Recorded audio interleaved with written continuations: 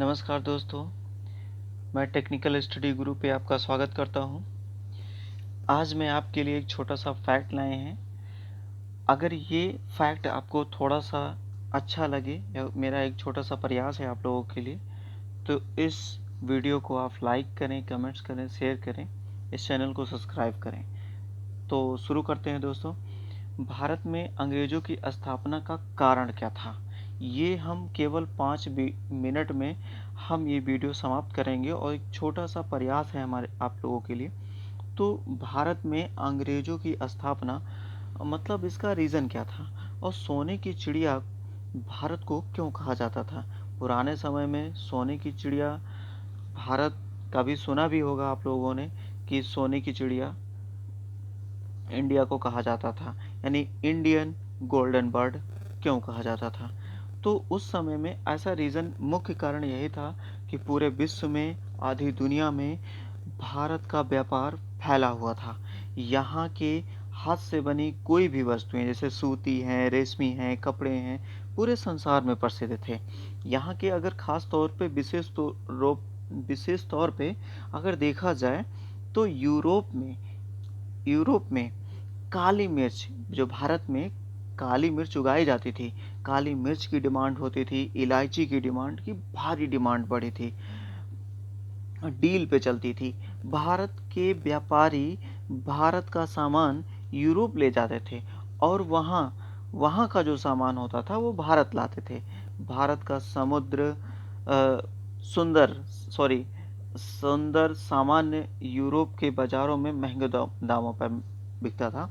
तो भारत के सामान इतने सुंदर नक्काशीदार होते थे कि जो यूरोप में महंगे दामों के अच्छे खासे रेट मिलते थे। और यह देखकर यूरोप के देश के लोग सोचने लगे, अरे यार, इंडिया की कितनी महंगी वस्तु बिकती है यार, तो इसके लिए कुछ और बड़ा किया जाए और बिजनेस डेवलप किया जाए। इसके लिए बहुत एक्साइटमेंट हुए। तब उन्होंने स्टार्ट किया अपना विदेशी व्यापार। तो विदेशी व्यापारी लगभग 500 वर्ष पहले पुर्तगाल का एक बंदा था। उस बंदे का नाम वास्को डिगामा नामक एक नाविक था।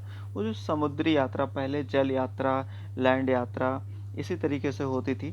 तो वास्को डिगामा जो बंदा था, वो बंदा क्या किया, समुद्री रास्ते से भारत आया था। और उसका जो जहाज था, जिस जहाज से आया था, वो यानी केरल मतलब कालीकट के बंदरगाह पे जाके रुका था। तो वास्को डिगामा की यात्रा के बाद पुर्तगालियों ने भारत से व्यापार शुरू किया और उसके बाद पुर्तगाल जहाज अरब सागर से होकर भारत के पश्चिमी तट पर चले आते थे और सामान भरकर लौट जाते थे।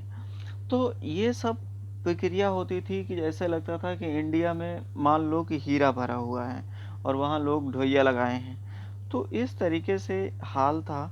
और हम ही ऐसे जो इंडियन थे उस टाइम के समय, पुराने समय पे, आज से 500 साल पहले के, तो ये चीज़ें उस समय नहीं समझ में आई। कहा गया है कि जैसे माँ बाप घर पे होते हैं तो लोग माँ बाप की कदर उतना नहीं करते हैं जितना कि होते हैं, ना रहने पे कुछ ज़्यादा करते हैं। यही हाल देखते हैं आगे।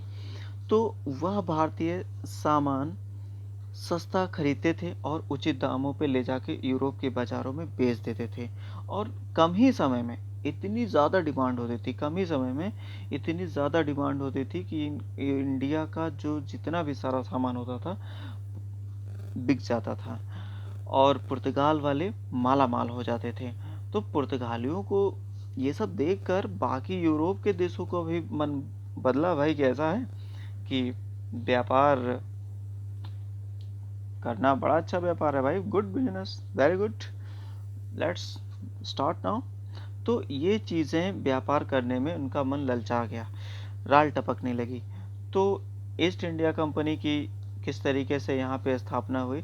पुर्तगाल के बाद हॉलैंड यानी इंग्लैंड व फ्रांस के व्यापारियों ने भी भारत से व्यापार करना शुरू किया और अंग्रेज व्यापारियों ने इस काम के लिए एक कंपनी बनाई और उस कंपनी का नाम रखा गया ईस्ट इंडिया कंपनी।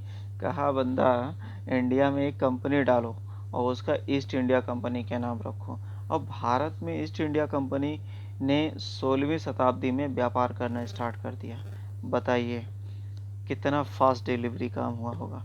तो सभी विदेशी व्यापारियों ने अलग अलग शहरों में अपनी व्यापारिक कोठियाँ बनाए थे और अंग्रेज की ईस्ट इंडिया कंपनी ने सबसे पहले सूरत, ध्यान दीजिएगा, सूरत, चेन्नई, कोलकाता और मुंबई। सूरत, चेन्नई, सूरत जानते हो टेक्सटाइल के लिए ही। तो दोस्तों सूरत, चेन्नई, कोलकाता, मुंबई शहरों में अपनी व्यापारिक कोठियाँ बनाई। इन कोठियों पर तोपें लगी होती थी, दागने के लिए नहीं, उड़ाने के लिए नहीं, इन कोठियों पर तोपें लगी होती थी और इनके अंदर सिपाही रहते थे और वो यहीं से व्यापार करते थे। सभी देशों के व्यापारी चाहते थे कि भारत से व्यापार केवल उनका ही अधिकार रहे, इसलिए वो आपस में लड़ाई करते थे। अंत में इन लड़ाई में अंग्रेज व्यापारी जीत गए और भारत के व्यापार पर उनका अधिकार स्थापित हो गया। तो ये एक छोटा सा प्रयास था। अगर ये वीडियो आपको अच्छा लगे तो शेयर करें और सब्सक्राइब करें, लाइक करें, कमेंट्स करें। थैंक यू, धन्यवाद।